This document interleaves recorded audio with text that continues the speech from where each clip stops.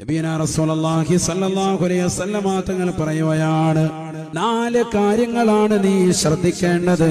ആ 4 കാര്യങ്ങൾ നിന്നിലുണ്ടായാൽ ഫലാ അലൈക മാ ഫാതക മിനദ് ദുനിയാ, ഈ ദുനിയാവ് മുഴുവനും നഷ്ടപ്പെട്ടാലും നീ വിഷമിക്കേണ്ടതില്ല, പ്രയാസപ്പെടേണ്ടതില്ല. അതിലാദ്യമായി നബി തങ്ങൾ പറഞ്ഞത് ഹിഫ്ളു അമാനത്തിൻ, ഉത്തരവാദിത്തങ്ങൾ സൂക്ഷിക്കലാണ്. തീർന്നില്ല, അല്ലാഹുവിന്റെ റസൂൽ വീണ്ടും പറയുകയാണ് വസിദഖു ഹദീസിൻ, സത്യം പറയലാണ്.